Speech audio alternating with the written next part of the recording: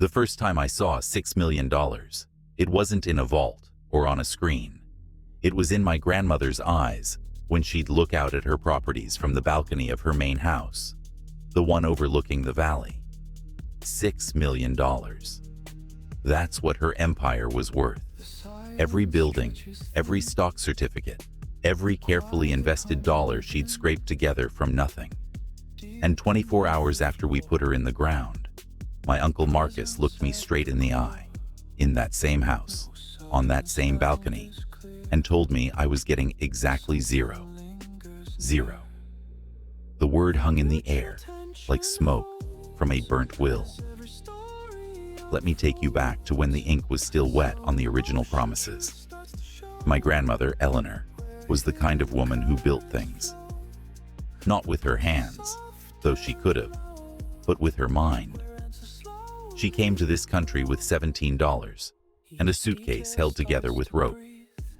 By the time I was born, she owned 3 apartment buildings and had a portfolio that made financial advisors nervous with envy.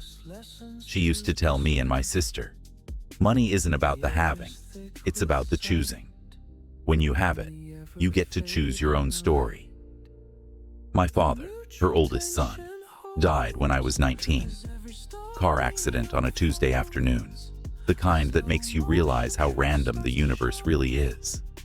That left me and my sister as her only direct heirs, the straight line down the family tree. She'd hold our hands at his funeral and whispered, "You carry him forward now. Everything I built, it flows through him to you." Then there was Marcus. Marcus was the youngest son, the one who always had a scheme that was just about to pay off. A restaurant that would revolutionize dining, a tech startup that nobody understood yet, a real estate flip that only needed another $50,000 to turn a profit. My grandmother would write the checks with the weariness of someone feeding a slot machine that never pays out. Family is family, she'd say. But even she had limits. The checks got smaller, the lectures got longer, the distance between them grew wider. When grandmother's first stroke hit, Marcus materialized like a vulture who'd been circling for years. "Someone needs to take care of her," he announced at the family meeting, already moving his boxes into her guest room. "She needs family, not some stranger from an agency." We should have seen the shadows gathering then. But grief makes you stupid, and fear makes you grateful for any help you can get. The house became a fortress with Marcus as its gatekeeper. I'd call to visit, and he'd answer her phone. "She's sleeping. The doctor says no visitors today. She had a bad night. Maybe next week." My sister tried showing up unannounced once. Marcus met her at the door like a bouncer at a club she'd never get into. "You're upsetting her routine," he said, closing the door in her face. 3 months passed like water through clenched fists. Then the call came. Grandmother was gone. "Died in her sleep," Marcus said, peaceful as a prayer. The funeral was beautiful in the way expensive funerals always are. Flowers that cost more than most people's rent. A casket that gleamed like a promise. Eulogies that painted her as the matriarch she was. Marcus cried the loudest. Grief performed for an audience that didn't know they were watching a show. Then came the reading of the will. Howard Kellerman had been my grandmother's attorney for 30 years. He'd handled every property purchase, every investment, sat with her through my father's estate proceedings. Which is why it was so strange to see a different man sitting at the head of the conference table. An attorney named Derek Vance, who looked like he got his law degree from a website. "This will was executed 3 weeks before Mrs. Eleanor Martin's passing," Vance said, his voice oily as motor lubricant. "She was of sound mind and clear intent." Sound mind. My grandmother, who by Marcus's own admission, couldn't even receive visitors. Clear intent. With enough morphine in her system to fell a horse. The will was short, brutal in its efficiency. Everything, every property, every stock, every penny went to Marcus for his devoted care and unwavering loyalty in my final days. The signature at the bottom looked like someone had dragged a dying spider across the page. "This is impossible," I said, my voice cracking like thin ice. "She promised." "Promises aren't legal documents," Marcus said, not even bothering to hide his smile. "Mother's wishes were clear. She changed her mind." The room tilted. My sister grabbed my hand under the table, her nails digging crescents into my palm. The attorney was already packing his briefcase, eager to leave before the explosion. Marcus stood up, straightening his new suit. When had he started wearing suits? And looked at us, with the benevolence of a king addressing peasants. "I know this is hard," he said, "but Mother knew what she was doing. She saw who was really there for her in the end." 3 weeks. He'd waited until she had 3 weeks left, then struck like a snake in grandmother's garden. That night, I sat in my apartment surrounded by photo albums and old letters, searching for something, anything, that could prove what I knew in my bones. That this will was a forgery of intent, even if the signature was real. My grandmother had been meticulous about documentation.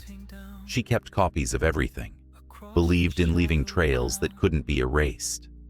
At 3 in the morning, I found it. Hidden in a folder of birthday cards she'd sent me over the years was an email she'd printed out, dated 6 months before her death, addressed to both me and my sister. The subject line, "For your records." "My dear grandchildren," it began. "I'm writing this while my mind is still sharp as the pencils I used to do my books with. I want you to know my intentions for my estate, should anything happen to me. The properties and investments that I've spent my life building are to be divided equally between you two. You are my son's children, my direct line, my continuation. Marcus has received plenty during my lifetime and will receive a modest cash gift upon my passing, but the bulk of my estate belongs to you. I've instructed Howard Kellerman accordingly. Keep this letter safe. In this family, sometimes people forget what was promised. Love, Grandmother Eleanor." The print date was clear. The email headers were intact. The IP address traced back to her personal computer. I called Howard Kellerman at 7 a.m. He answered on the first ring, like he'd been waiting. "I wondered when you'd call," he said. "No, she never contacted me about changing her will. In fact, she confirmed the existing will just 8 months ago. This Derek Vance. I've never heard of him before the funeral. Will you testify to that?" "With pleasure. Your grandmother was a good woman. What's been done to her legacy is criminal." Criminal. The word tasted like justice. The lawyer I hired wasn't cheap, but she was worth every penny. Catherine Morse specialized in estate litigation, particularly cases involving undue influence and elder abuse. She had the kind of reputation that made other lawyers suddenly remember urgent appointments. "We're not just going to challenge this will," she said, reviewing the evidence. "We're going to destroy it." The investigation she launched was surgical in its precision. Every document Marcus had touched in the last year of grandmother's life was scrutinized. Every check he'd written from her accounts, cataloged. The medications she was on, cross-referenced with the date the will was signed. Then Catherine found the gold. Marcus owed money. Not just a little money. We knew about those debts. He owed real money, the kind that comes with consequences. 3 failed businesses had left him with personal guarantees, totaling $2 million. The creditors had been circling for months. One had already filed for garnishment. "He didn't just steal from you," Catherine said. "He was desperate. This establishes motive." She also found something else. Derek Vance, the mystery attorney, had been suspended from practice twice for ethics violations. His specialty? Quick estate modifications for vulnerable clients. The mediation was set for a Thursday. Marcus showed up with Vance and 2 other lawyers, trying to intimidate with numbers. Catherine came alone, with a briefcase that might as well have been loaded with dynamite. The mediator, a retired judge named Harrison, looked at the case summary and immediately understood what he was dealing with. "Mr. Martin," he began, addressing Marcus, "the evidence presented suggests significant irregularities in the execution of this will. My mother was of sound mind," Marcus insisted, sweat already beading on his forehead, despite the air conditioning. Catherine smiled the way a shark smiles before it feeds. "Let's discuss sound mind," she said, laying out the medical records. On the date this will was signed, Eleanor Martin was on 200 milligrams of morphine daily, plus Ativan for anxiety, plus Ambien for sleep. According to her medical chart, she couldn't remember her own address that week. She had moments of clarity. Moments that coincidentally aligned with Mr. Vance's visits. Catherine pulled out visitor logs from the house. Interesting how he only came when the regular nursing staff was off duty, almost like someone was trying to avoid witnesses. Marcus's lawyers whispered urgently among themselves. Catherine continued, her voice steady as a metronome. "Should we discuss the $2 million in debts Mr. Martin accumulated? The garnishment orders filed just days before Mrs. Martin's first stroke? The fact that he accessed her investment accounts 17 times in her final month, moving money to accounts only he controlled. That was for her care? Her care?" Catherine's voice could have frozen fire. "Should we subpoena the credit card records showing charges at casinos during the exact hours he claimed to be caring for her?" The room went silent. Even the air conditioning seemed to hold its breath. Judge Harrison looked at Marcus with the expression of someone who'd seen enough. "Mr. Martin, I strongly suggest you consider a settlement. If this goes to trial, you're not just looking at losing the estate. You're looking at criminal charges for elder abuse, fraud, and potentially forgery." Marcus's face had gone from red to white, to a shade of gray I'd never seen on human skin before. "What do they want?" he whispered. Catherine looked at me. I nodded. "The house stays with Mr. Martin. It's worth $1.2 million. He keeps that and nothing else. The remaining $4.8 million in liquid assets and properties gets distributed according to Eleanor Martin's legitimate will, the one filed with Mr. Kellerman 8 months before her death. That means $3.4 million to my clients, after the modest cash gifts to other family members. That's extortion." "That's generous," Judge Harrison interrupted. "Take the deal, Mr. Martin. Take it now, before Ms. Morse changes her mind and pushes for criminal prosecution." Marcus looked at his lawyers. They were already packing their briefcases. "Fine," he said, the word dropping like a stone in still water. The check cleared in 7 days, $3.4 million, divided between my sister and me. I used my portion to start the business my father had always dreamed of running, the one he'd described in countless dinner conversations. My sister bought a house with a balcony overlooking a valley, just like grandmother's.